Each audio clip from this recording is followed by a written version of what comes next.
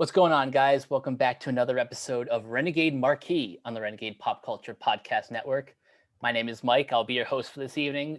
Joining me, as always, is our fearless leader, Keona. Hello, everybody. We got the streaming demon, Jacob. What's up, y'all? And making her return to the podcast, we've got Gwen. Hello, how are you? I am doing great. We have a fun show tonight, an accidental dead theme. We've got reviews for Taylor Sheridan's new film, Those Who Wish Me Dead. And of course, Zack Snyder's launch of a new franchise, Army of the Dead. Now, we're going to start with Those Who Wish Me Dead. It's a lot of dead people. And I'm just going to point out real quick, I'm going to go ahead and let you guys talk about this because I haven't seen it. The only thing I'll say is that I do really like the screenwriter behind this. Sheridan's made a few movies I really like, but I just haven't really been interested in watching this one because the trailer didn't grab me. But anyway, you guys go ahead and talk about that.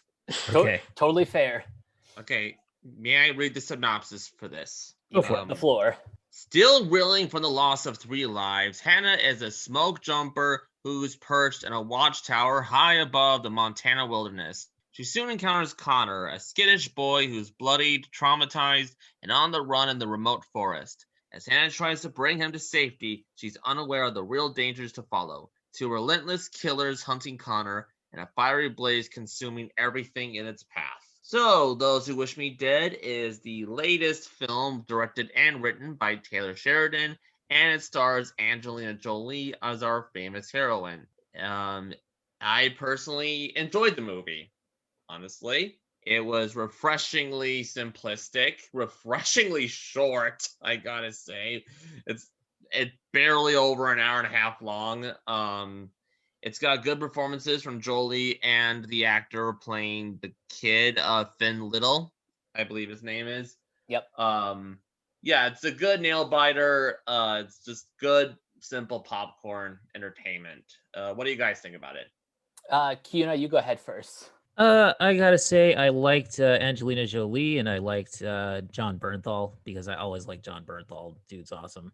I think for me, it felt a little long in some places. Like the pacing maybe was a little bit off, especially in the first half. I will say in the second half of the movie, I liked it more. I think it was good, not great. The 2 killers were surprisingly inept at their jobs. Aidan Gillen. Yeah. Aidan Gillen and Nicholas Hoult, by the way, are 2 of my favorite actors. I love them. But in this movie, I just felt like maybe there wasn't like a weird like miscast there. Like are they supposed to be brothers or something? They are brothers. It's okay. It's not really it's not really explained other than like maybe one exchange of dialogue. Yeah. Where they call each other brother. Yeah. I think that like the visual effects for the fire, the blaze were awesome. That looked really cool. I really felt the heat when those things happening. Like, and the idea of like making a movie based around the whole like the smoke jumper idea where people just go into like a forest fire and just fight it. It's like that's an interesting sort of take. I wish I liked it more than I did, but it was pretty cool. It was all right. I kind of like, I like there to be context around things in movies for some reason. So like, the just the fact that we had the guy on the run from the 2 killers and stuff, like I wish that I had known a little bit more about what caused it. Yeah, so for me it was a little bit like it was a little light on that aspect, but it's Taylor Sheridan. The script is at the very least decent. And the direction is at the very least competent. I think personally speaking, it's probably on the lower tier of his movies that I've seen. But yeah, like Gwen said, I'm also a huge fan of his. So I hope that after this and Without Remorse, I hope that maybe he gets to do some better projects. Oh shit, he did Without Remorse too. Yeah, co-wrote it though. I wasn't on that podcast, so I need to ask between this and Without Remorse, which would you recommend over the other? Those Who Wish Me Dead. Those Who Wish Me Dead. Okay, fair enough. So what you're telling me is I missed nothing. We should have done that in unison, Jacob. Keona, I so wish we could have said that together. Like Yes. Jinx, give me a soda. That would have been awesome. But no, anyway. But yeah, I mean, like, and the whole idea of like there was this big boss behind everything. So like Tyler Perry just cameos in it as like the crime boss guy. And I was like, I kind of want to see more of that whole dynamic, but you know, I don't know. Wait, Tyler Perry was in this? He was the guy. He was like their boss, the two the Aidan Gillen and Nicholas Holt's character's boss. So How like, did I not realize that? Like I think I remember dressed up hearing as his Medea. name was in this, but I think I just kind of forgot. Like, which by the way, it would have been awesome if Medea was the crime boss. That would have been hilarious. I would have Yeah, been but- like, I like this movie like 1,000 times more now, but no. Anyway, yeah, Mike, I want to know what you thought of this, because for me it was kind of like a little bit of a downer. Okay, so relatively speaking, I think this is, again, having not seen Without Remorse, I would say this is Sheridan's weakest screenplay. I enjoyed it for the pulpier, for like the more pulpier reasons, but a lot of the stuff that Keona you brought up earlier, like the lack of clarity, the withholding of some pretty vital information, it's like this movie does sort of the opposite of too much exposition. Yeah. It's like I movies need to walk this really fine line between like giving the audience enough information that you understand each character's motivations, but not too much that you're kind of overloading the audience. Mhm. And really the only reason I cared about, for example, Hannah and Connor were because those two performances were amazing. I don't know what it is about child actors over like the past like 5 to 10 years, but we have seen some excellent child performances. maybe it's because studios are raising the bar for casting for these. Like it wasn't like in the 90s where it kind of felt more like a pity thing, to have these kids, or maybe the other kids that auditioned were just so bad that was the best one they had to go with. But could be, and that's why casting directors need to be recognized in more award shows. yeah. Yep. I every time the Assassin brothers, who we don't know who they work for other than their boss, which I don't even think Tyler Perry has a name in the movie. No. Like, was he even credited? He is credited. Okay. Hold on. I'm gonna look this up while I'm talking, but yeah, maybe there is a name for him in the credits. But don't know. That's just one of like my biggest issues is that So okay, no, his name is Arthur Phillip, but again, okay, it's not addressed in the film at all. So Tyler Perry's role, I assume, is like Will Smith's role in Winter's Tale. Essentially. Yes, he's a blink and you'll miss it cameo, essentially. Is that the other Taylor Sheridan movie? No, you're thinking of Wind River. Oh, okay. Yeah, Wind River. Yeah, and Wind River is really good. That's that awesome. Excellent. I wanted to movie. see that, but it was on either Pluto or the Roku channel, and both those required you to watch ads. Yeah. Movie, and it's the most annoying thing ever. So yeah, unfortunately, Hell or High Water was the only one that was available on. It was on Hulu, and I just didn't feel like renting Wind River. Oh, I actually need to watch that, Hell or High Water. I haven't seen that. That's the one Taylor Sheridan movie that I haven't seen yet. It's good, man. It's really good. He's really got a thing for the Western genre, hasn't he? It's like a Western deconstruction. It's really good. He like even he has a series that he made Yellowstone. Paramount. Yes, Yellowstone. Yeah. I saw a bit of that. It's kind of like his take on, like classic Western serials like Gunsmoke and stuff like that, but more that's awesome. That sounds really good. More modernized and a little bit. There's a little bit of deconstruction there as well. Kevin Costner is amazing in it, but yeah, it's an interesting show. When he takes on Western, he seems to be like the same approach that Clint Eastwood did for Unforgiven. Like that was a deconstruction too, as well, wasn't it? Yeah. I have no idea. Oh, sorry, Jacob. Go ahead. Sorry. I just want to point out, I personally liked the lack of exposition about why these two assassins were after this kid's dad. I don't know. Like, I like that we were just as much in the dark on this as this kid. Like, all we get, like, the title, I think, comes from the list that his dad gives him. I don't know, right after their attack, their car is ambushed by these two guys, and it's just like he wants the kid to go to this news station. Like to point out these names that were actually after the dad. I think that's where the title comes from. It's like from that list, what the list says, those who wish me dead.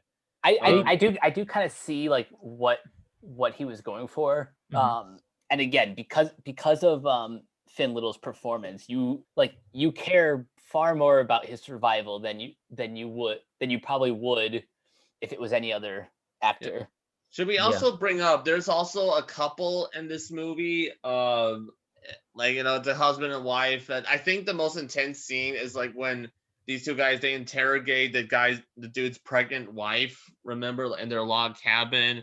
And, she has like this mace and she like sprays it like a fire sort really of thing. Good sequence. Yeah, really good sequence. Yeah, that was intense. Like any scene involving which I don't know what Taylor Sheridan has with putting pregnant women in danger after this and without remorse. I was watching an interview with Sheridan earlier, and he mentioned that this movie featured a lot of CGI. I'm assuming a lot of that was just the fire sequences, but one effect I hope was practical was the car like careening down that that hill. Yeah, that was a gnarly scene. That was I hope like I hope that was a real car, that like he put like a brick on the gas pedal and just let it ride. It looked real. That didn't look CGI to me. That looked practical. If it was CGI, then that's some damn good CGI. But maybe like the explosion might have been CGI. Yeah, I think like the explosion and the fire that the brothers set off, like that's probably the extent of the CGI. But I think that like that car sequence and the interrogation scene at the cabin are probably two of my favorite action sequences. Yeah. I was gonna ask, like, did you guys have any other standout sequences in the movie? Like, I thought the race with Finn Little's character and Angelina Jolie, and the way that they were racing like the lightning strikes was cool. Oh yeah, that was a good moment. That and the other one where they had to hold their breath while the fire like kind of like they have to have their faces on the surface as they're doing it, like they're underwater, but their faces are just barely over the surface so they could breathe. And they had a few moments of like funny dialogue between the two assassin guys, because they were like, after he tossed to John Bernthal, after like they capture him and stuff, and then like Nicholas Hoult kind of goes to his brother. He's like, what does he say? He says, "Man, when after you got burned, man, you're not talking so well," or something. He's just like, he's like, "You're not making much sense." Yeah, it's pretty funny. I thought there were little moments of humor in there that helped. Yeah, in the opening too, when Angelina Jolie, she's hanging out with these dudes, and I know she and they show how much you don't need no man. She rides the back of a pickup truck, and while she's parachuting, not the best idea. Yeah, no. I don't know. That was just not exactly. I know. I think. Yeah. Or when she was just making dick jokes with them. Yeah. Well, a lot of those smaller moments where Sheridan just lets these characters breathe. Like that's when I really felt like he injected like more of his sensibilities. By the way, we should mention that this film is an adaptation of a novel by what's his name, Michael Corita. This novel was written in 2014, and I think that might be part of the reason why I don't love this movie as much as Sheridan's other films because I think he's There were more. multiple screenwriters too, weren't there? Yeah, there were 3 credited screenwriters. It was Sheridan, Corita, and Charles Leavitt. So that might have been it. That makes sense. Yeah. You know, too many cooks in the kitchen. Because Mhm. there are moments where, especially in the first half, that the pacing just does kind of feel a little disjointed. And Yeah. to me, it was pretty tight, though, I thought, for an hour and a half movie. Again, it was refreshing to see a movie like this be this short. And at least to me, first, it's like there's this line when she's giving him something to eat. It's like I don't know, it's like beans or whatever. He says, "This is all you eat? You know, no wonder you're so skinny." And she says, oh, "Come on, I'm not skinny. I'm lean." And that's kind of a way to describe this movie. It's lean, you know, and just. And it's just, you know, it was just a back to basics action movie. I've heard a lot of comparisons between it and like 90s movies, like 90s disaster movies. It's very much Feels a a little 90s like that. movie. Yeah. Yeah, except Angelina Jolie's character will have been played by Arnold Schwarzenegger. Or Howie Long, because he made one of those. I don't know if you guys know who Howie Long is. He was like a football player. Yeah, that And he name became one of the sounds- commentators on NFL. That NFL name on sounds Fox. familiar. Yeah. Yeah, he was like- like trying to get an acting career, and that didn't really work. I liked how the movie's setting was practically a character in and of itself. Yeah. That's another Sheridan staple. He's really good at Yes. depicting that sort of rustic Americana. Yeah. Landscape. Yeah. It reminded me of a game called Firewatch. Don't know if you guys have heard of that. Yeah, I actually did think of that when I saw the trailer. Yeah, it's very much like that because that's about a person, like you play a character who's also suffering from a traumatic experience and goes up into like becomes like basically the person in the tower that Angelina is in this movie, and you kind of like explore. It's a very narrative focused game, so that's what it reminded me of a little bit. I do kind of want to see a Taylor Sheridan movie where John Bernthal is the lead because he seems to enjoy Same. working with him. I really want that. Just do a Punisher movie, damn it. Oh man, if Sheridan were to sign on to a Punisher feature film, that would just be amazing. Dude, there are 2 characters I would love to see Taylor Sheridan, like 2 comic book characters I would love to see Taylor Sheridan take a crack at, and that's one is the Punisher, and the other is Wolverine. I'll add in Jonah Hex. I was literally about to Hex. say the same thing. Okay, three. Yeah, you guys are right. Jonah Hex would be amazing, honestly. I know we got that one movie, but We don't talk about that. we don't talk about that one. So before we move on to the, for lack of a better word, marquee title, any final thoughts on Those Who Wish Me Dead? It's a good, tight, edge of your seat little action thriller. Great performances. Check it out. It's a decent watch. Yeah, I'd say give it a shot, especially if you like, if you like Taylor Sheridan, if you like his stuff, then definitely watch it. Yeah, I would. This is a very comfortable recommendation if you're a Taylor Sheridan fan or you haven't seen like a leading role from Angelina Jolie in a while. Yeah, This is- or an Angelina fan, yeah. Same. Yeah, this is a solid recommendation. All right, is now time for the main event.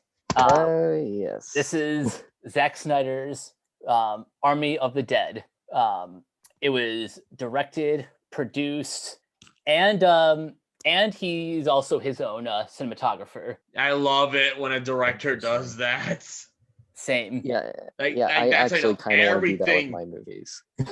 Yes. Or not only does the director not have what he wants on screen to be on screen, but how it looks on screen as well. That's best of both worlds, baby. Exactly. So this movie, written by Snyder, Shea Hatton, and Joby Harold, based on Snyder's original story, it follows a zombie outbreak in Las Vegas, after which a group of mercenaries take the ultimate gamble by venturing into the quarantine zone for the greatest heist ever. I believe they said it was $50 million locked in the basement of this like hotel. 200. 200 Oh. million. Oh, And 200 then million. he was going to give him the 50 million. Yeah. Yeah, and he would distribute that like with smaller amounts to everyone else, Yeah. He depending on sure how did, important they were to the mission. He sure would have. All right, Gwen, I'm gonna throw this to you first. Your overall thoughts on the film? Well, I'm just gonna say before I get into my thoughts real quick, I'm really glad that Zack Snyder cleared up his political position in an interview, specifically the question that Sarah Polley, the star of his first zombie film and first movie ever, gave to him. I'm glad they cleared that up because I want to be able to tell it all by watching this movie. True. But yeah, I really loved the movie a lot. I mean, I'm gonna come out and say it, like, this is far more Snyder's territory for a zombie movie than Dawn of the Dead was. Like, it really does feel like Zack Snyder, whenever he made Dawn of the Dead, like, he had just gotten into features, and it wasn't until 300 where he really found his style, I think, because that movie's all style, like 100%. But then after that, he'd pretty much been honing his style after that since. And I think it's really cool for him to come back to his roots now that he's fully developed it and just made a movie that is 100% pure Zack Snyder. And it's very interesting to see what a zombie movie like that looks like. And he just makes like a Dirty Dozen zombie movie, and it's fucking amazing. Like, it's really, really good. So yeah. Keona, do you want to go next? Sure. Okay, so last night I watched this whole movie and I was not in the mood, and I could tell, and I forced myself to watch it, and I did not really enjoy it. However, today I went back and rewatched it because I was like, I'm curious to see if it goes down easier a second time, and it totally does. This time around, the positive aspects kind of stood out to me. So, again, it's what Snyder's movies for me are very interesting because it always is dependent upon my mood. I mean, I think that it's like most movies are like that, but in particular his, because like I have to be in the right frame of mind to watch his movies, and I don't know if that's the sign of his autourness or if it's the sign of my like fickleness as a because his viewer. movies are so violent? Not so much that, because I don't mind the violence, man. Bring on the violence. But like, the tone, maybe it's the tone, and maybe it's like it's like the constant covers of old songs. Maybe it just like gets to me sometimes, and I don't know like if it's that, but that's like a nitpick anyway. So like, I think for me, this movie, like, there's some really great sequences in this movie that I really, really enjoy, like some full-on action movie sequences, like the opening, for instance. The opening is great. It's such a good setup. I think this might be my favorite opening, if for no other reason than he managed to bring back Richard Cheese. Yeah. But yeah, I mean, like, even like the preamble sort of, or the, like the very first sequence of the film where he kills the Jimmy Olsen guy again. Yeah, pointed that out last night whenever I spent time with her. Yeah, the whole zombie outbreak was caused by a blowjob. Yes. I mean, if anything is going to cause a zombie outbreak. Clearly, this was a PSA about not being distracted while driving. Oh God. And with how much damage texting while driving can do, or drink driving, think how much a blowjob can cause. I just realized how some people are going to take this. Oh God, oh no. I know. Now it's going to be like, oh God. Yeah. Like, really, the zombie apocalypse started because of the military-industrial complex, but no, because of the blowjob scene. Now it's going to be a total. People are going to interpret it as a sex negative. Yeah, it's like an abstinence PSA. Gwen, you got your next video up there at least. Oh, yeah, no. even though next video. Yeah, even though the couple's just married, and no, it turns into like. Yeah, I know, like, it's basically Snyder's version of that Army of the Dead scene that he already did that was riffing off Jerry Falwell on 9/11. But to be fair, I mean, that's the thing with horror movies, is that there's always like, anybody who's sexually active usually gets killed. Yeah, Friday the 13th, for example. Yes, exactly. Yeah, so if nothing else, he's just he's just It's an leaning into, homage. He's continuing the tradition. exactly. But can we talk about Michael Cassidy, the actor who plays the Jimmy Olsen guy in Batman vs Superman, and he plays the poor soldier guy who gets like killed in this opening sequence. Doesn't get his jaw ripped off at least, but Jeez. Yeah, holy crap! gotta Yeah, love the the way he gets deaths his, in this movie. the way he gets like his jaw like just completely ripped off is Yeah, the other guy who gets his jaw ripped off is that's just like, and I'm wondering like how does this alpha zombie dude know that people are just gonna change? I mean, is it just when you die you change, like Walking Dead kind of a thing? How exactly? I'm curious about this. How exactly does ripping your jaw off? How does that really kill you? How does that turn I'm- you into a zombie? I'm no medical expert, but how does your jaw getting pulled off kill you? Well, I imagine Blood the loss. blood loss would be part of it, as well as the shock, probably. Yeah. probably. I think I would be dead if some dude came up to me and was just like, "Hey, I'm gonna perform a Mortal Kombat fatality on you now." Yeah, that might actually be better than like most of the Mortal Kombat fatalities in the actual Mortal Kombat movie. It's on a par. There Or- was that one really cool fatality though. Yeah, with the hat with the Natara. buzzsaw. Poor Natara. We never knew you. Yeah, I said most of the deaths in Yeah, Mortal yep. Kombat, I hear you. as opposed to being stabbed in the eye by a garden gnome.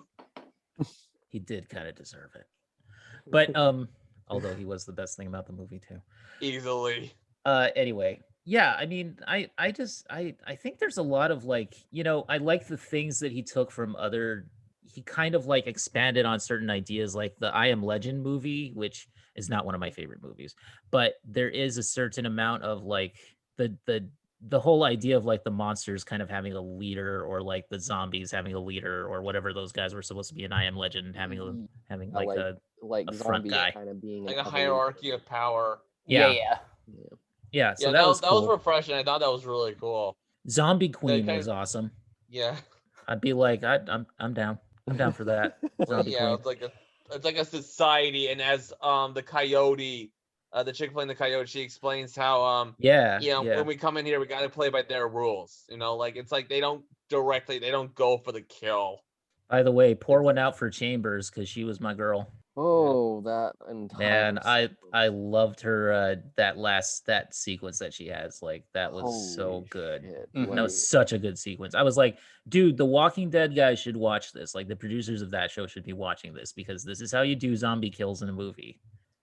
Speaking of The Walking Dead, I was worried for like the longest time that that season 4, which was like the halfway point, was exactly where I dropped off that show. Yeah. I was worried that like The Walking Dead would have killed my like any interest I would have in zombie movies, or like zombie anything. Yeah. But like over like the past 5 years or so, there's been a resurgence, and like I gotta say, this movie is probably one of the coolest cinematic depictions of zombies from an American filmmaker. I'm only putting that asterisk there because I don't want people jumping down my throat and saying, "But what about Train to Busan, or Peninsula, or just that whole universe, Or Edgar Wright." or Edgar Wright?" Yeah, lest we forget Shaun of the Dead. Lest we forget. Speaking of which, 28 they never days later. say the Z word in this either, do they? No, they do. They Oh, they do? say undead once, but they mostly just refer to zombies as either the alphas or shamblers. I'm pretty sure they say zombie at least. Yeah, one they time. do. Yeah. Dieter says zombie. Dieter. I- Dieter, Dieter, the he best was my character. favorite. I loved that guy. He was so cute. He's getting his own movie. Yeah, he's Who would've starring thought? in and directing in the first prequel, which is called Army of Thieves, which obviously takes place before Army of the Dead. I love how much better Netflix is treating Snyder than Warner Brothers is. Oh hell yeah. Yeah. So for those who may not know, Army of the Dead was initially set up at Warner Brothers back in like 2007, and it was just kind of sitting there in development hell for. Yeah, because he was developing this after he got done with Dawn of the Dead. Like, Yep. And this was supposed to be Mhm. like a sequel in a way. No, well, Spiritual I mean, sequel yeah, at best. spiritually, because he's actually said that it's not in the same continuity at all, and you can kind of tell by watching You can the kind of movie. see it. Yeah. But I mean, I guess spiritually, in a way, it does fit because it does kind of continue on the themes that he kind of started getting into with Dawn of the Dead. Because, like, as I've kind of gotten into, like, Dawn of the Dead is really about post 9/11 hysteria.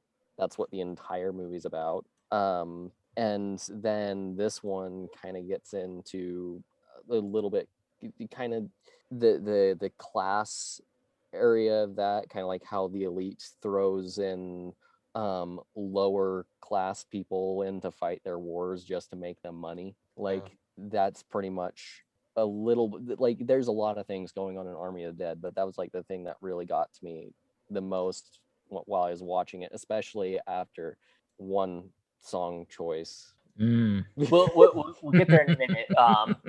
Now we've been kind of talking light spoilers, but from here on out, we're going full spoilers. Unleash the zombie horde of spoilers.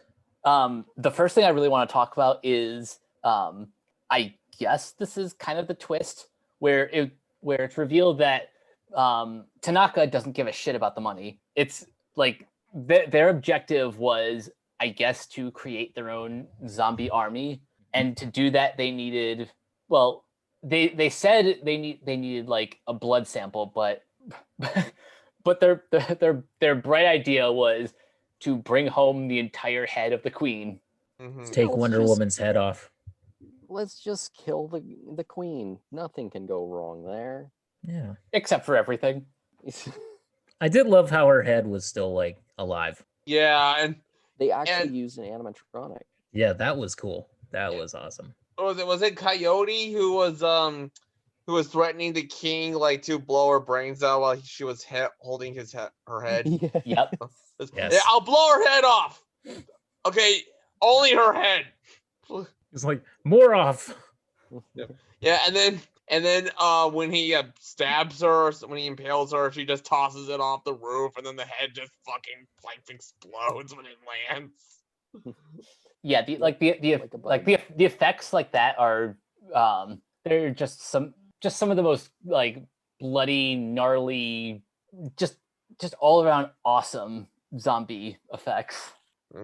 Speaking of, oh, go ahead, Jacob. I'm sorry. What were you gonna mention? I was gonna just say, speaking of Tanaka, Hiroyuki Sanada once again makes an appearance in movies. He's having a good year. Yeah. Oh yeah. Yeah, I was gonna mention the freaky ass tiger. Yes. Sigmund and Freud's tiger. Oh, by the way, you guys know who helped bring that tiger to life? Carol Baskin. Oh jeez. God. I swear to God, it was Carol Baskin. Oh my God. She was hanging out with Siegfried and Roy. Sigmund and Freud. God, why did I say? No, you're fine, dude. No, you're fine. You're fine. But I mean, it was a Freudian slip. Yeah, Sigmund Freud. I think I said Sigmund and Freud. What the hell is wrong with me? You're good, man. Don't worry. But like, I just think that I think it was funny because like the tiger was, by the way, awesome. And just, yeah, the way it killed Garrett Dillahunt's character, Martin.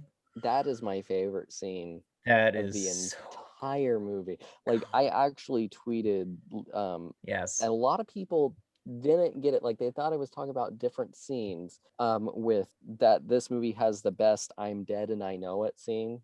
Yes, it does. It's the scene with the freaking tiger, because through the entire movie, like, he's just like, that tiger's perverse. That's just raw. And like, of course, that's the thing that ends up killing him. And it's just fucking amazing. What's the most satisfying about that scene is I hated Martin from the second I saw him on screen. Of course.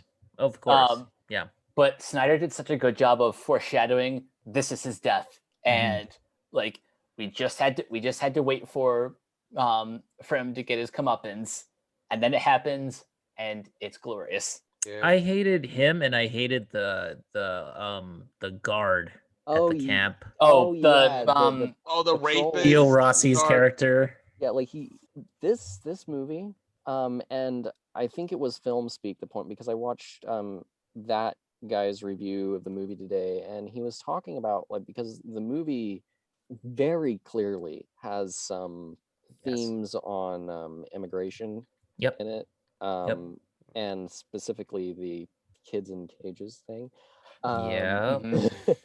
And the Film Speak was talking about like how you can really sense like Zack Snyder as a father of 8 kids. That probably really affected him seeing stuff like that, so it just kind of ended up in the movie.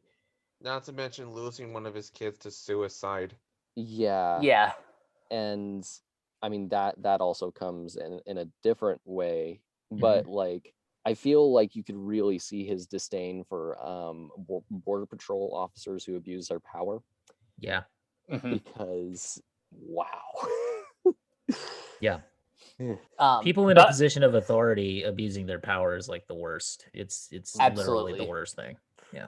I think one of the smart casting choices is you know, casting a character like a character actor like Theo Rossi, who Yes. is generally known for playing like either like the henchmen of a villain or just like awful douchebags in general. I think he was kind of like the perfect choice to play. He was, because Yeah, I hated him. to play like a person in a I mean that position as a of power. compliment. I hated him. Yeah. It is the finest compliment ever, because Yes. just That means you he did your was- job, man. He was a monster before he was a zombie. I don't know if I love to hate Precisely. this guy or if I just plain hate him.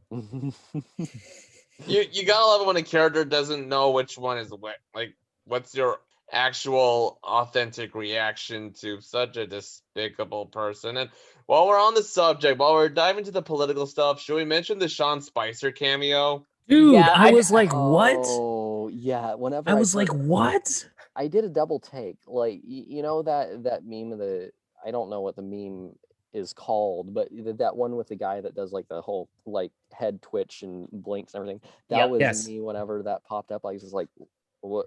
I is was this- like, wait a minute, is that really him, or is that guy in like a ridiculously good like makeup job like looking like him? Because I- and then I was I- like, no, that's Sean Spicer. What? I have to wonder two things. One, why Snyder would include him for any reason other than to clown the living shit out of him, and Yeah.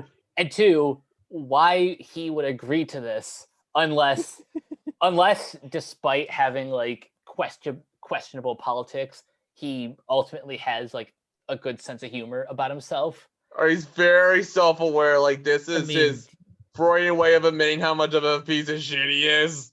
He wasn't he on like Dancing with the Stars or something? Maybe. I think I he was. think you're thinking about Rick Perry. I Yeah, think Perry Sean was- Spicer was on one of those shows. Yeah, that was the one where he was kissed by James Corden. Spicer has published the memoir, blah blah blah. Appeared as a contestant on season 28 of Dancing with the Stars. That's what I thought. It was Yeah. very bad. Not that I watched, but I mean, Not I've as- seen clips. Not nearly as good as Rick Perry. But yeah, like it's Yeah. it's one of those things. The second I saw That it, like was first I questioned like, wait, that's not him.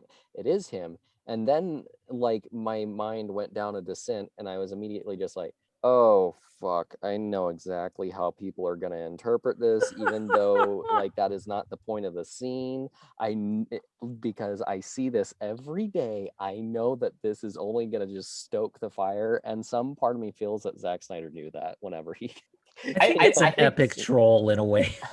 It's like Yeah. a double-sided troll. Yeah, on that show, like he's talking with a black woman and she's chewing him out for his policies. Like, he announces they're discussing how the president, who I assume is Trump in this It's universe, Trump. It's how not he's gonna obviously drop a Trump. bomb So onto obvious. Las Vegas on the 4th of July for publicity, basically. For It's like, Oh, Because what it's am I would have made great favorite, fireworks. He's like, what a fireworks display. And then he's like, the president says something like, Something like, you see, it's really quite patriotic, actually. Yeah. I think one of my favorite line readings is something that I love just in general in movies is when news reporters are kind of delivering the film's exposition. And I think one of my favorite line readings is when the reporter is quoting the president saying the nuke of Las Vegas would be, and I quote, really cool. And he just says Really it cool and quite patriotic. Just the way he says it, he's really no saying nonsense. this, people. And the thing is, they're always for it, because then up comes the ticker, up comes the by the way, they moved it ahead a day. So now the ticker goes from 1 day, 1 hour, 30 minutes to 1 hour and 30 minutes. Out of the Ooh. newspapers, the news report, how did he say that exactly? How did he say that quote? He said it the nuke will be, and I quote, really cool and But what was the tone? What was the tone? Just very no nonsense, just very dry. yeah. This is where we are, people. This is read it and weep. Yeah, I don't think that's a normal president that he's quoting. No, Zack, whenever he was making this, he said, with a zombie movie, you're really allowed to be self-aware. Yes. And have fun, but not making fun. He says that you had to really draw that fine line between satire and parody, pretty much. And I think that he does a really good job. He does a better job with this one in the satire department than he's done with any other movie he's made. And I liked Dawn of the Dead too. I thought it was pretty good. Yeah.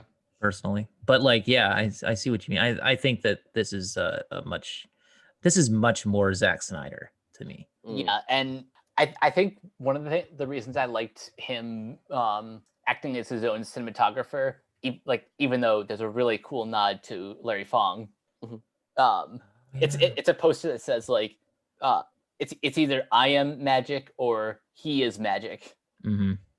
But what I love about Snyder acting as his own cinematographer is he is 100% in control of what he wants to put on screen. Yeah. And I don't know exactly what the budget was, but this kind of felt like a big budget indie film. Yeah. I think on Wikipedia it says the budget was around 70 to 90 million. Yeah, and I think the 90 million adds in the reshoots with Tig Notaro. Yeah. It actually, what it reminded me of was those 90s going back to these 90s blockbusters movies, because I did kind of get an Independence Day vibe, I'm not gonna lie, from this movie. There's a little bit of that. There's a little bit of that, yeah. Yeah, there's a lot of shots of the desert, for instance, and there's this kind of theme about the blue collar schmoes going in and taking care of this shit. And also I don't think we've brought it up yet.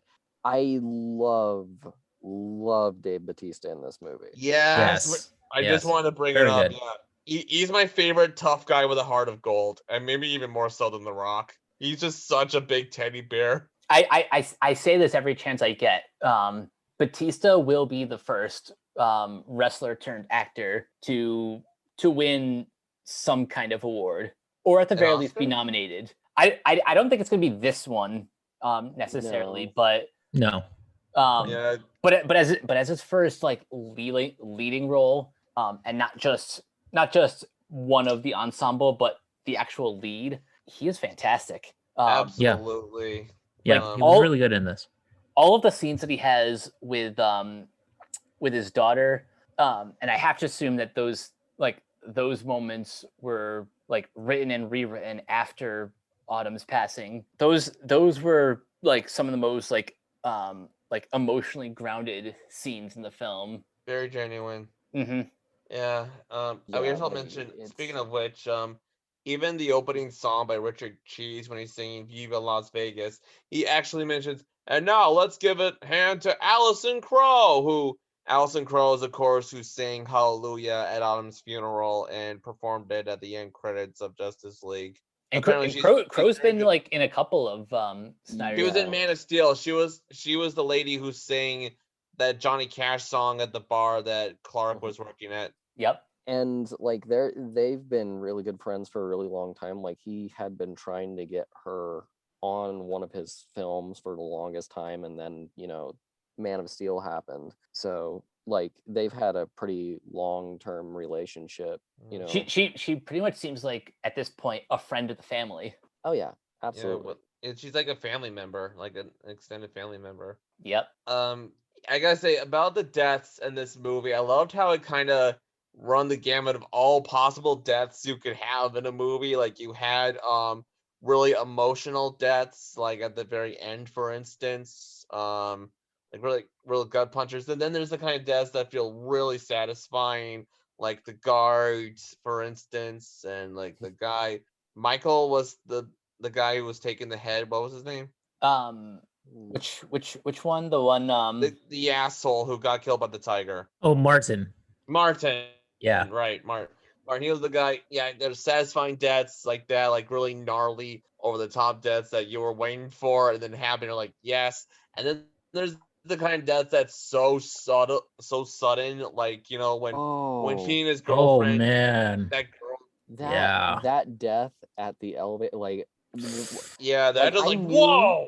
like I knew she was gonna die there. Like, okay, a zombie's gonna be there right whenever the elevator door opens, and she's probably gonna like have her jugular ripped out or something. I did not expect her to die like that. Yeah, Like look at That was 180, and her head turns like an owl's, like a 180 turn. And what Ugh. really got me about that death was not just, the 180 was bad enough, and then all of a sudden you see the bone snap. yeah, That was that the thing. I was got it. I got And then a the touch tear. squeamish seeing that bone protruding. Yeah. Yeah. And then Again, she and has this a shows all kind of deaths, drop, and they're too. all presented like so well, like each and every one of them. Like you guys get like what I mean, like all the kinds of deaths you get from a movie like this, where Oh Yep. yeah. Oh yeah. Totally. Yeah. You get every death you probably could get, except for a death through the propeller of a helicopter or something. you even kind of feel bad I'll be for honest. I'm disappointed we didn't get like at least a tease of that kind of death. Yeah. Yeah. Yeah. There's even kind of tragic how when the zombie queen was killed and it's revealed that she was pregnant. Like you actually kind of feel bad for the king. Okay. Can somebody tell me what's going on with the zombie baby thing? Okay. Dawn of the Dead had it, and this movie had it, and I'm a little weirded out. Well, Dawn of the Dead, Different you know, circumstance, though.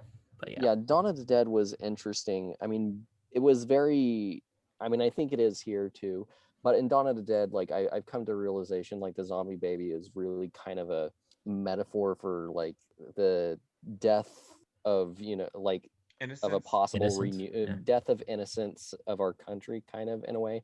Like that's kind of what it's getting at. I mean, like the innocence of our country was gone long before 9/11, but like that's basically what I feel Zack Snyder was trying to say with Mhm. that. Well, he gives Perry White that line about the death of the innocence of the conscience of the American Oh, yep. consumer or something. Yeah. In yeah. Batman versus Superman. Yeah.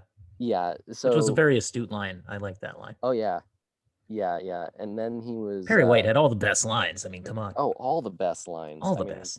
you don't get Lawrence Fishburne and not give him the best lines in the movie or even so. But but like with this movie, I was talking to one of my friends about it, and he was thinking, because this zombie plague comes from Area 51. Mhm. And also all the alpha zombies have like this weird blue shimmer that comes out of them whenever they die. Yes. Hmm. I did see that. So and then whenever he ends up pulling the zombie fetus out, like it's all blue at first and then it fades away to red. So what both of us were thinking was like the zombie virus is really just like an alien Mhm. that affects a host and is trying to procreate. And Like, Alien like tech. an alien parasite. yeah, Yeah, that makes sense. That So- does actually make a lot of sense. I wonder if in the prequels we're gonna get like maybe a sense of this and maybe some more exploration of that idea.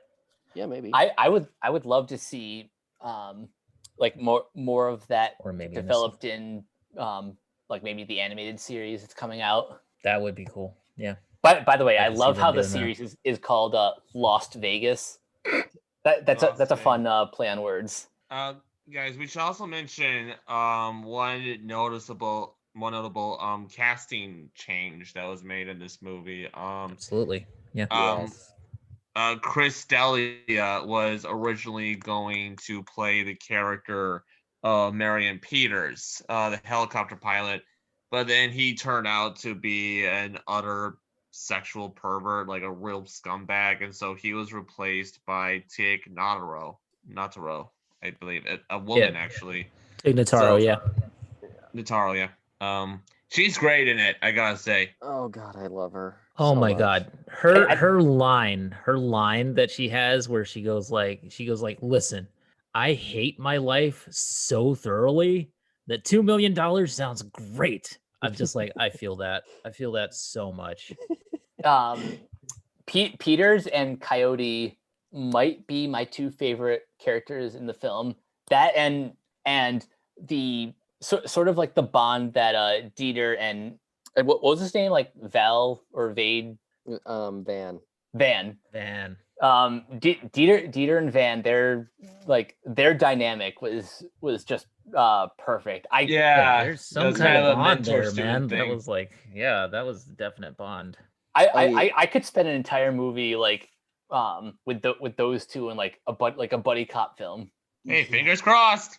I don't know, maybe an alternative reality that Snyder could make where yes, we have where they to- both make it out okay at the end. We had to tap into Let's this because let's talk about that. I think it's pure metaphor, but other people are like pretty adamant that Snyder was actually being serious, that there's more to it than just metaphorically speaking. I mean, So I'd be I'll down let you for it guys- either way.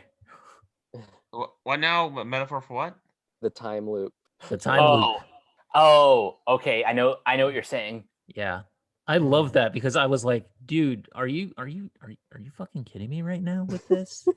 Like that got me really because I was already getting kind of an Inception vibe off of this movie, like just because like you have like Hiroyuki Sanada instead of Ken Watanabe, you have like the whole gather the team thing.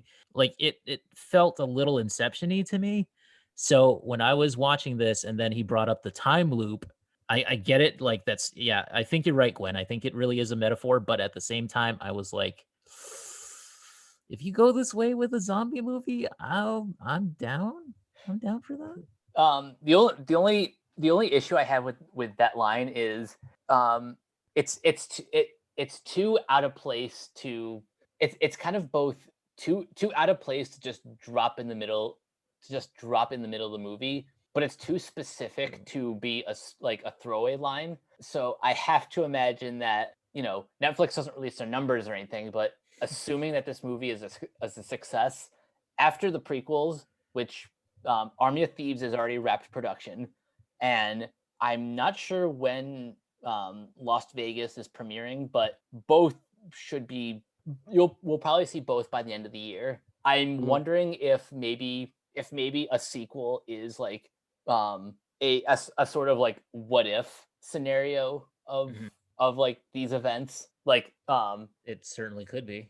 like a sequel could be called like the Infinite Dead or Infinity of the Dead. Ooh, the Hmm. Infinite Dead, like Army of the Dead Infinity. that actually. Then Marvel's like, what? Thanos comes out there and he's like, yes, good. Yeah, trying to I don't know, man. My mind was blown when he did that. When like that little bit of dialogue, and I was like, wait a minute, and also like the thing is like Van is a very philosophical character who He like is. the way he talks, he's constantly thinking in 4D. So like Mhm. I feel like he's just to me, the way I interpret it is like he's just speaking philosophically on what their situation is. Yeah. Like, because he realizes that, Hiroyuki Sanada's character, Yeah. like he's just using them. He knows that. Yeah. He's not an idiot, but like I think like he's just philosophically speaking on the elite's exploitation of lower class individuals in a constant state of fighting and dying until it's just I mean, yeah, that's what war is. yeah, like that's really what the movie's ultimately getting at, I think. Yeah. But also another thing that he gets into a philosophical ramble about, and there's actually a few Joseph Campbell things going on in the movie. Yes. He, I mean, he even quotes Campbell like directly. Yeah. Yeah, exactly. When he's on the plane. Yeah, like he. Yeah. And I mean, Coyote, like Lily, like she's literally the Joseph Campbell's trickster hero. So you have that, but also like the thing, like the quote that he takes from Joseph Campbell is, "It is by going down into the abyss that we recover the treasures of life. Where you stumble, there lies your treasure." So really, like the movie's kind of saying, "Fuck money.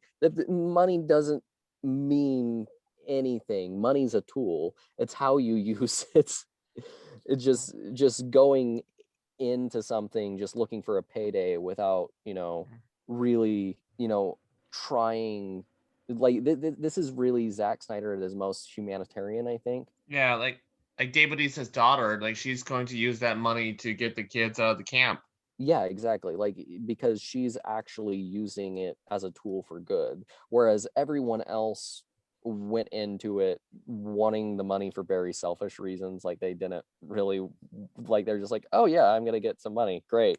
That's one of my favorite things in the movie too, is how he goes like he goes to what was the mechanic's name? I'm forgetting.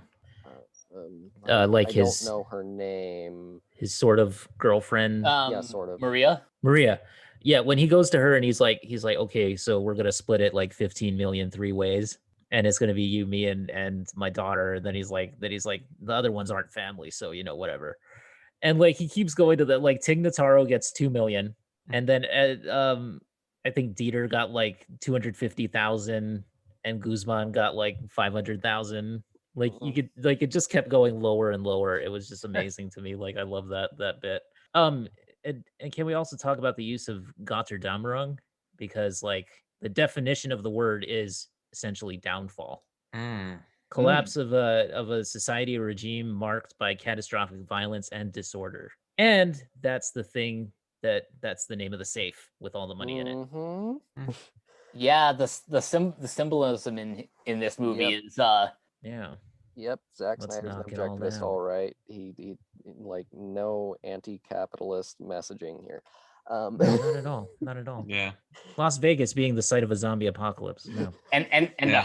the hotel is the Olympus. Yes. Yeah, but Downfall of Snyder's gods. totally Randian, guys. Totally. Totally. And the only reason we're getting really political with this one is because the movie is inherently political. It's blatantly so. Entirely.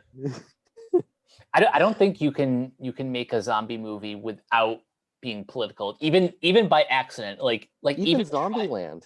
Zombieland by the way might be the only exception, but even that, like you can find the politics in there. Yeah. There's definitely still politics in there because there is a bit of America's relation with indigenous people just in the background with that movie, like the names of the characters, them going to that Native American shop and just trashing the place. Like there's very small things in that movie where you can really Woody pick up on Harrelson's some whole thing about how themes. he's totally get it. I love those movies, by the way. I even like the second one. I don't care what you people say. Go ahead. Yeah, same. fine. I saw the Twitter. second one. I saw the second one twice in theaters. I loved it that much. I do like the Grace Randolph scene. Oh. Wait, what? Grace Randolph? What? Was that the post credit scene? Yeah, it's a post-credit scene with Bill Murray. Oh yeah. That was great. Oh yeah. That was great. Bill Murray, by the way. Yeah. Holy crap, dude. Oh yeah, I forgot. I heard that she was in there.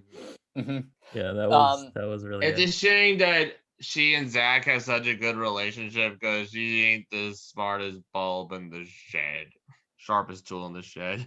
I don't know if they have a great relationship. I think like he just, I think that they just have a good enough relationship for him to come back for interviews on her channel. I don't Yeah. think like they're They're not close besties. friends. Smartest Really bulb in the don't. shed. That's how tired I am. You're good, man. Yeah, I mean, there's a lot to cover in this movie. Of course, the fact that Tanaka is he's the businessman, the big businessman guy, and he's like, yeah, I mean, it's so actually, you guys are making me like this movie even more And also another small talking thing. about it. Another small thing about Tanaka is whenever the nuclear bomb goes off and he's just looking at his phone and there's no response at all and he just puts it down and he just sits there in his robe in his Mhm. nice little mansion enjoying himself.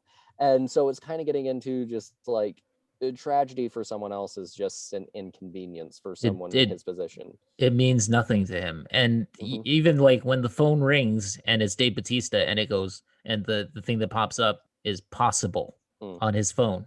Like the way that he has him saved in his phone and his contacts is just possible. Yeah, and anyone below him just like they don't mean anything. Yeah. Yep. I love that actor so much, by the way. He's so good. I really hope Zack keeps working with him because he's so good in everything. Like even in Avengers, like he had that one little cameo sequence in Endgame where he fought with Hawkeye, with Ronan. Yeah, the Ronan version of Hawkeye. That was awesome. He is always bringing his A game, even to the tiniest role. Yes. Like I don't think I've ever seen him phone it in. No, never. Ever. He's one of those actors who I don't think is capable of phoning it in. Yeah, I don't think so. And also another thing, because this actually does involve Tanaka, I want to talk about one scene. Whenever he's running down the plan for the team, I love how Zack Snyder uses his classic, really pulpy action slow-mo style in that scene that he's known for, from stuff like 300, and it is all used as an unreliable narrator because most of the movie is not like that. Yeah, that was fun. Like I really love how he just uses that style that he's known for to just give people an expectation of what the movie's going to be, and it's just like, no, it's not that. I also love like when Dieter interrupts, like the whole sequence just breaks. Yeah. I love the easy peasy lemon squeezy thing. A zombie kill? Yeah. Oh god, that's. It's one of the stupidest jokes, but it still got easy me. Peasy Japanesey. I totally knew that was gonna happen when he said easy peasy. I was like, oh my god, they're actually gonna do it. Yeah. That was that. And then he's like, no, because he's Japanese, it's okay. And he's like easy peasy lemon squeeze. Yeah, that was funny. Yeah. There are little bits of humor in this movie that I think, like people think of Zack Snyder as being very self-serious and very like, almost self-aggrandizing in a way, but it's like it's not that. It's just that really he's not. Yeah, it's just subtle and it's there, but it's like it's subtle. Even Man of Steel had that joke when he and Zod are fighting in Metropolis and they're that building that's in the middle of being constructed, and there's that sign that says 104 days without an accident, and Superman is just thrown right into it, and then it goes to 0 days without an accident. Yes, he's not above the sight gag. The people that say that Snyder is just like self-serious, like pretentious, and pretentious. Ever like seen an interview with the guy. Exactly.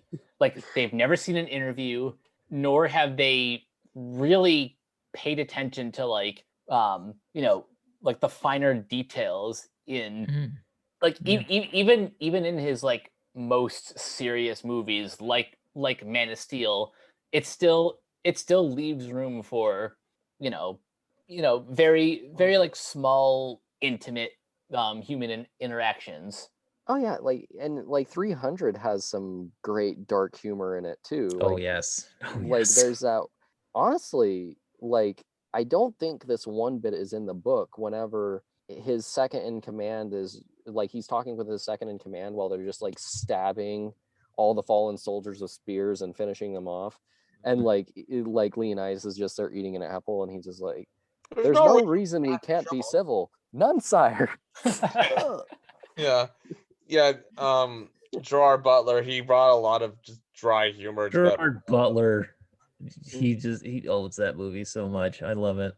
I actually really enjoyed 300. I had never seen it before in my life until like we did the Zack Snyder, the Justice League show, and right before that I was watching all Snyder, all of his movies and stuff, and yeah, I actually quite enjoyed 300 for what it was. It was like, it was like, I didn't take it seriously, or like it's not the gospel of manhood or anything, but it's just hilarious to have like these dudes just like yelling and screaming. It's so metal. Yeah. I really enjoyed that aspect of it. So it was fun for me. But I understand why people like, why they kind of are down on it now. It's the Frank Miller of it all. It is the Frank Miller. They've been down on it ever since it came out. Like back at release. Oh yeah, I remember it got a lot of backlash. Jew. Yeah, Gwen, you talked about this in your video. The movie is actually a critique on propaganda. How it's a critique on fascism. Yeah. I mean, it's because the Persians are depicted as literal monsters. like that was the thing that, whatever, like the first time I saw it, like I didn't really pick up on any of that. I was just like, oh, so this is just like pure fantasy retelling of these events. Okay, that's fine, I guess I can get into it. And I didn't really realize like the fantasy of it all was the point. And there you go with the unreliable narrator thing again, because it's told as a story to these guys to rile them up and to get them all, to get all that, to butter them up and get all that huge shouting thing, all that like, yeah, let's go to war. And like that's literally what Tanaka does in that scene. Yes. Yep. Literally. And not to mention, even Legend of the Guardians, the Owls of Ga'Hoole. Again, you mentioned this, Gwen, how it was a critique on fascist propaganda as well, because the pure ones are obviously Nazis. Obviously. I mean, like the iconography, you don't get more obvious than like having the red flags and the Third Reich imagery in there, and it's just like, Jesus Christ, how do you not see this? I don't get people who, in the same breath, they call Snyder a fascist and a Randian. They don't go hand in hand. They really don't. Like, I mean, I do think that some of Rand's ideas can be used as rationalization for that, considering she used her objectivist beliefs to rationalize the colonization of Native Americans. So it kind of gets into that a little bit, but it's very complicated. So like that's getting into 4D philosophy talk that I'm not really up for personally. And also Batman Justice League Snyder Cut, that had a bit where Cyborg is helping that lady at that ATM machine. He hacks into it so that she can have money to pay her debt and such. Yeah, like I feel like I don't think that Zack Snyder is purely like anti-money. I think he's just like the late stage capitalism of America is very much abusing what money should be used for. So I think that's really what he's trying to say, and it's actually something that I can very much be on board with. I mean, if nothing else, this last year has proved it. Oh yeah, absolutely. I just realized something as we were having this discussion. I would love to see what a Zack Snyder directed Robin Hood movie would be like. Probably better than the last one. Oh, well, yeah. But that goes without saying. I think anything is better than the last Robin Hood movie. I like the last Robin Hood movie, but it's almost devoid of substance. Subtlety. It's like, guys, let's go stack up on the door like we're soldiers in the U.S. military because that's what we do. Did you guys know that Disney's gonna do a live action remake of their Robin Hood movie? Yeah, we talked about that on an animation podcast. How is that even gonna look? You're gonna have photorealistic animals and human clothing and walking on their hind legs? Can I play the Prince guy? 'Cause that was always my Are they favorite gonna role. get Andy Serkis to direct it? I think it already has a director. It's the guy who directed Blind Spotting. The name is escaping me right now. That's an interesting choice. Yeah, that is interesting. Wow. Carlos Lopez Estrada, who also directed Raya and the Last Dragon. Well, okay. Okay. Yeah, I actually still haven't seen that. Oh, interesting. Yeah. But going back to Army of the Dead, are there any other like standout moments, be they deaths or fight sequences? Can I just say that I love it when movies do like a social media shout out? Mm-hmm. Like when Guzman, like it's like, you know, they show his YouTube video and then he's like, man, he's crazy. And then she goes, there's an entire Reddit forum devoted to him. And I'm just like, So some people may like think references like that are dated. I actually kind of think it makes the world feel more lived in. Oh yeah, I agree. I mean, with it that. does. It does, but I'm just saying, like, really, we're gonna give Reddit a shout out, like let's give Twitter a shout out next, and let's just be like, okay, you know. I'm honestly shocked that Vero didn't get a shout out. Right? Oh my god, that would have been amazing. Honestly, like I would have been down for that. I would have been like, there's an entire Vero page. The video should have been on Vero. Yes, like that would have I would have just been like, okay, I would have applauded Zack his Snyder's self-awareness. definitely winking at the camera right now because that'll be well, it won't be the Gold Rush movie that he's doing, the King Arthur Gold Rush movie, which is going to be cool, but That's gonna be cool. maybe Horse Latitudes he'll do that. I don't know. Maybe. Well, yeah, I mean, Actually, that standout scene is when they're trying to get around all those showgirls that are just standing there in the dark. oh yeah. And there's that stuff with the glow stick on the ground. Yeah, that whole scene. That was is- intense. That was a cool sequence. That was the sequence that made me go like, okay, I'm liking this. Yeah, it's those like close quarter scenes that I think like it really benefits to have Snyder kind of like, you know, being his own cinematographer, that he gets like he gets to go there and stage exactly what he needs.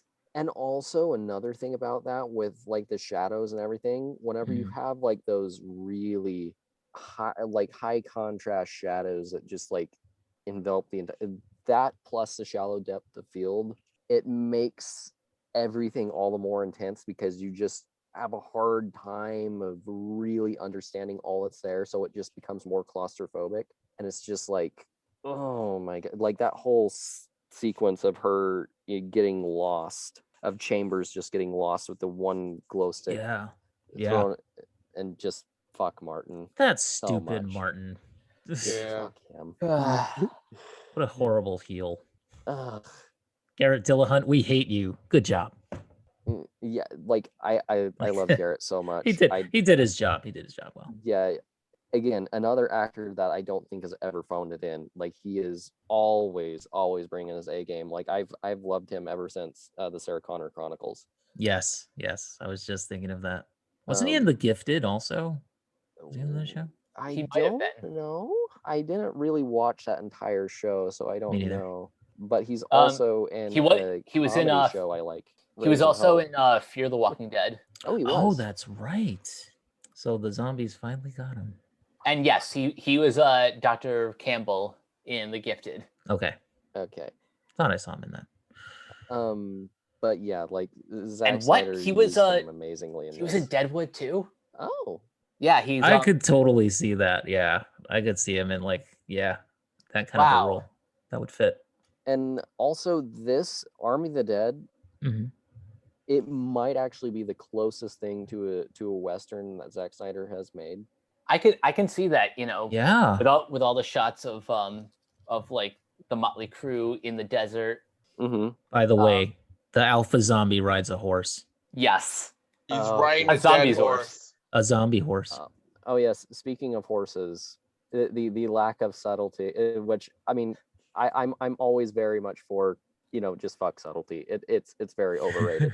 But like the opening with the military convoy being called the Four Horsemen. Yes.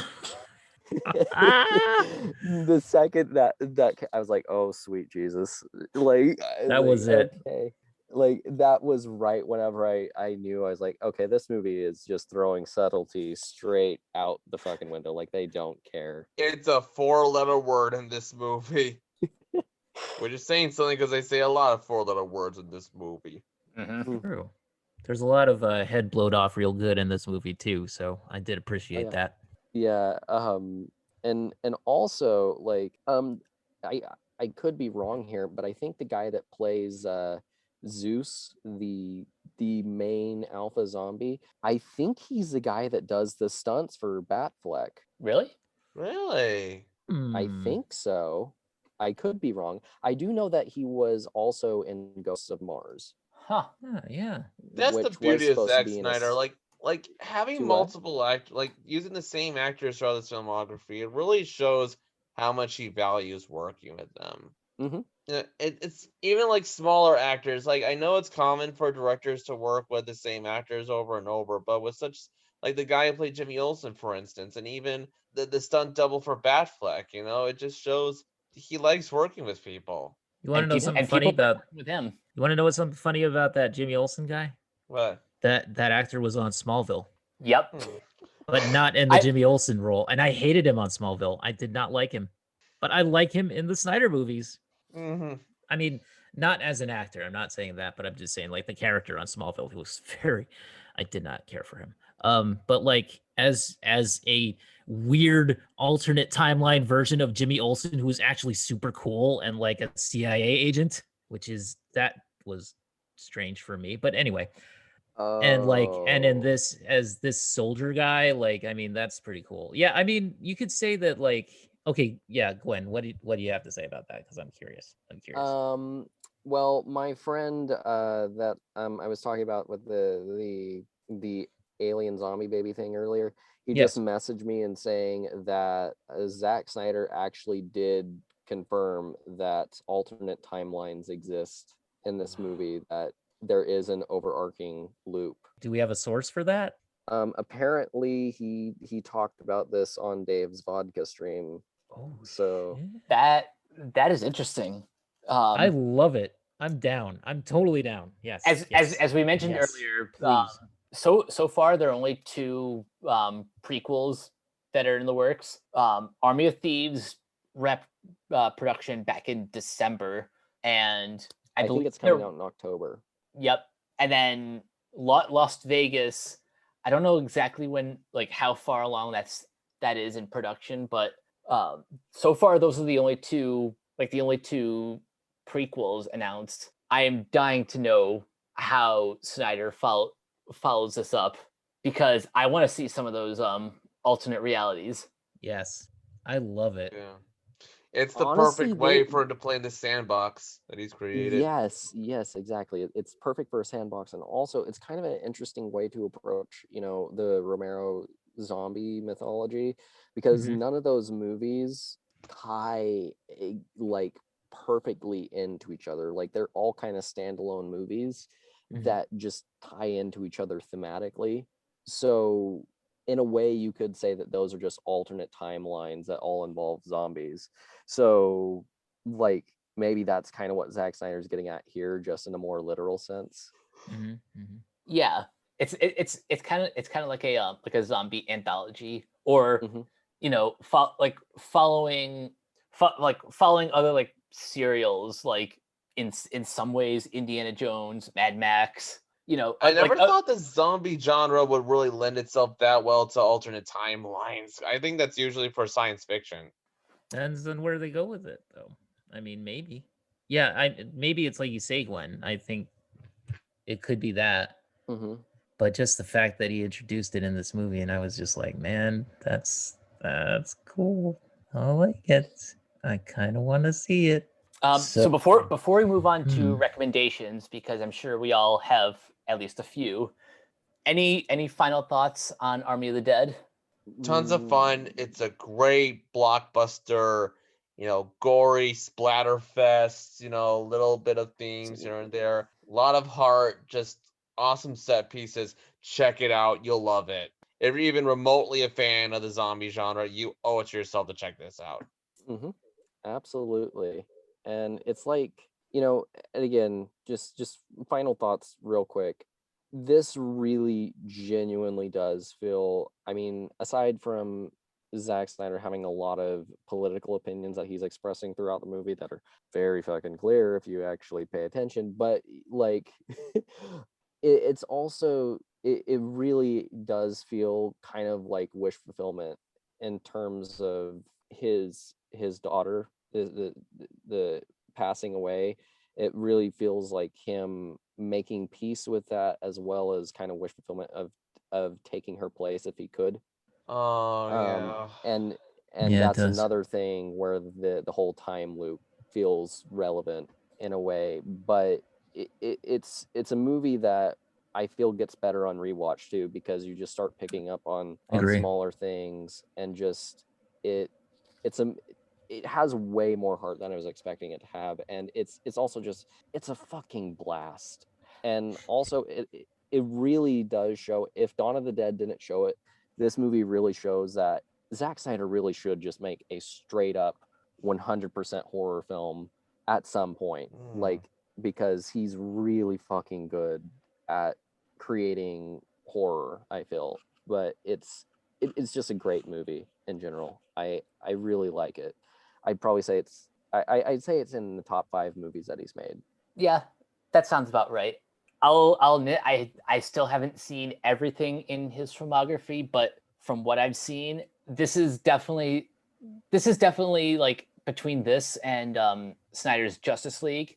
I think this is probably the most personal to him, in that he gets to create a universe from the ground up, and it's a wholly original story. So, between that and also, being on the ground floor, getting his hands dirty, manning his own camera. This is truly the work of like an auteur filmmaker. Yeah, and I thought this Justice League movie was enough of an auteur project. And I also think, like, if you're someone who has either never been into zombies or has maybe lost their love, I think this could be the movie to bring you back, because it's Absolutely.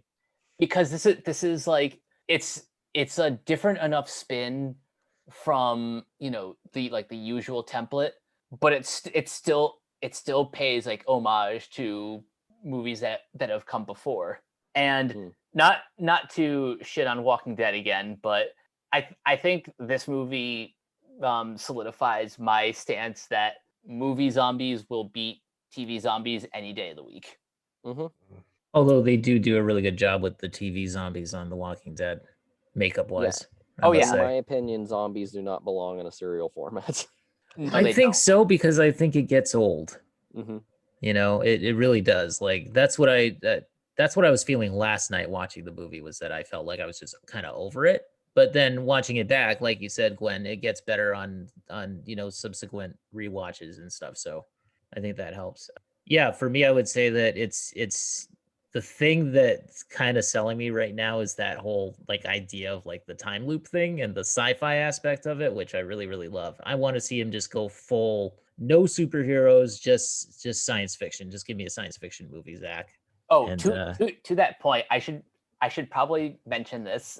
Mary Shelley's Frankenstein.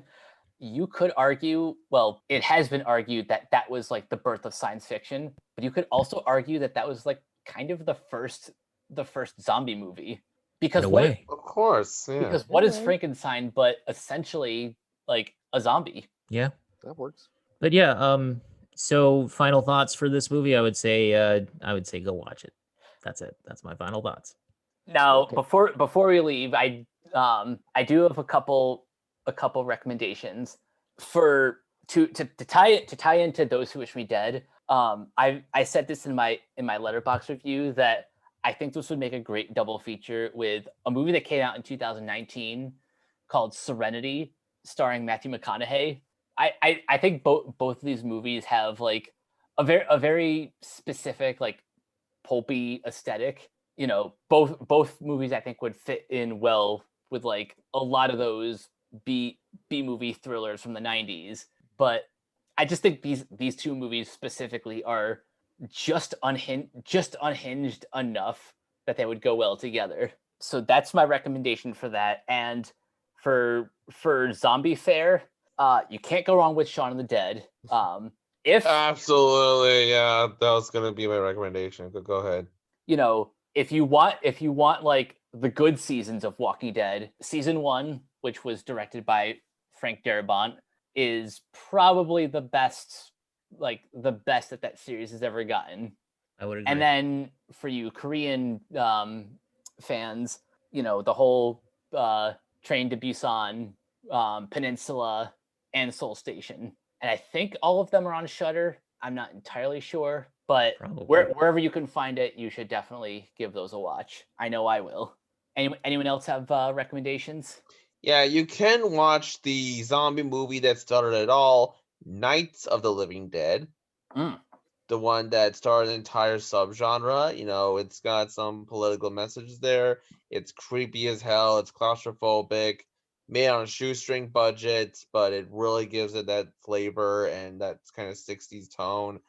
That shoestring tone from like that certain decade. Yeah, definitely check that out if you want to see how the whole thing got started. Like And I also, did. it's public domain, so you could watch it. Yeah, anywhere. you can watch it on its Wikipedia page. I love that. Oh, speaking of Romero, I don't know if this is necessarily a zombie film, but one of his lost films from 1973 called Amusement Park is premiering on Shudder. So that's one that you should check out when it's released. I think it's June 9th. Okay. Well, I guess I will give some recommendations. First off, I will give one recommendation that isn't zombie related, and that is 13 Assassins, the Takashi Miike remake from 2010. I saw that the same day the day before I saw Army of the Dead. And I have a feeling that Zack Snyder's a fan because he ended up liking my Vero post about it. Nice. So cool. Like, yeah, that movie's fucking amazing. Like, it has a 45-minute battle sequence to just cap off the movie, and it is just absolutely insane. It's surprisingly Takashi Miike very restrained at the same time. I did not think that was possible. But it is really, really good. It's a great movie. But in terms of Zombie Fair, I have two from polar opposite ends of the spectrum in terms of tone. First, there is Anna and the Apocalypse, which is a good choice. Christmas musical. That movie is bizarre. It's so weird. I don't know if I love it, but it's just so strange that I had to recommend it to everyone to at least watch once, because it is just unlike anything I've ever seen. Just it's very, very unique. I really admire the effort of that movie, and also it's surprisingly depressing. Like, it's very comedic but also depressing by the time it reaches its end. But and then at the opposite end of the spectrum, since this is a little tied to Romero, the remake of The Crazies. Ooh, good choice. Yeah, that's a really good one. Good movie. I fucking loved that movie. Yeah. It is horrifying. I'm gonna go for my recommendation. I'm just gonna say Zombieland. Maybe 28 days later, 28 weeks later. If you guys are interested in that. Okay. I personally, for TV zombies, I am gonna say this for TV zombies. I think iZombie was an interesting series. It's not like killer all the way through, but it's like it had its share of pretty interesting episodes, I think, and a kind I, of I an never interesting ended up idea. finishing iZombie, but I watched Me neither. most of season 1, and yeah, I enjoyed it for what it was. Yeah, I got to meet Rose McIver too, so she was pretty awesome. And I would say, like, for me, Walking Dead, other than season 1, I kind of like season 5, just because I like Crazy Rick with the full beard and the whole like deal, and he just like goes around just basically destroying people. So that was good. And they also had one of the more interesting episodes that season, which is the death of one of the characters, but it's filmed in such a way it's almost like it's almost art house in the way that they do it. I really enjoyed that episode. That was directed by their makeup artist, like effects guy, Greg Nicotero, who does a really good job. So Nice. yeah, apart from that, I mean, is there anything non-zombie related that I want to recommend? I don't know. Maybe if you guys are interested in another TV show that's on Netflix, The Magicians. I'm watching that. So pretty good Nice. show. I've never seen it, but I've heard good things about it. Yeah. I'm only in season 1, so I haven't gotten too far in it, but it's so far quite interesting. I like it. Nice. Well, guys, this has been a fun episode for sure. Now, before we leave, first of all, Gwen, thank you for joining us. Where can everyone find you online? Well, thank you. I'm happy to join anytime. But yeah, you can find me on Twitter and Vero at Gwen Loves Movies. Yes, I'm probably gonna be on Vero a little bit more just because Zack Snyder follows me there. He's my second favorite director. That's Not awesome. stalking, just cool thing to note. Um but yeah, and in terms of things I'm working on, I'm still working on part 2 of my People versus Snyder series. It has been a pain in the ass because it is twice as long as the first one. I'm so excited to see it. And also, I kind of had to go back and rework a few things now that Zack Snyder has made his political positions very, very blatantly clear. So yeah, it's gonna take some time. I don't know when it's gonna be out. So yeah, that's all I have to say there. Well, we all look forward to it. Jacob, where can everyone find you? You can find me on Facebook and Twitter under Jacob Crable, Krehbiel. I also have my own letterboxd account, Stream and Demon, and I'm also part of the Renegade Pop Culture Facebook group. Awesome. Keona? First of all, thank you, Gwen, for coming on, and thanks, Jacob, for getting us to do this episode, because Oh, no we haven't problem, done one of man. these in a while, man. So yeah, thank you so much for keeping me on task here and keeping us on task. Yeah, so you can find me on Twitter and Facebook. I run the official Renegade Pop Culture pages, so it's at Ren Pop Culture, Ren not Stimpy. And renegadepopculture.com, where we have all of our show notes, all of our episodes, basically everything that you want to do with RPC, it's all there. Facebook.com/group/RPC42 is the Facebook group, the official group. Sadly, I cannot turn it to public, so if anybody wants to be in on that, you have to actually go ahead and send us a request, and then we'll add you into the group, no problem. Yeah, other than that, yeah, that's about it for me, Mike. And you guys can find me on Twitter at Captain K42. You can check out all my quick thoughts on letterboxd.com/Coach K42. Find me in all the various Facebook groups, just at my name. You can listen to all of our podcasts on Anchor, Spotify, Apple Podcasts, wherever you listen. And as Keona said, everything can be found at renegadepopculture.com. Need to escape? So do we. Oh, I got one more thing to add. One more thing to add, Mike. Sorry. We're now on Podchaser as well, so you can search for Renegade Pop Culture on Podchaser. Please go ahead and give us a rating and a review, and go ahead and follow us. And yeah, it's a cool site, so I'm excited to be on there. Yeah, same. So yeah, that'll do it for this episode of Renegade Marquee. We will catch you guys later. Peace out. See you guys. Yeah.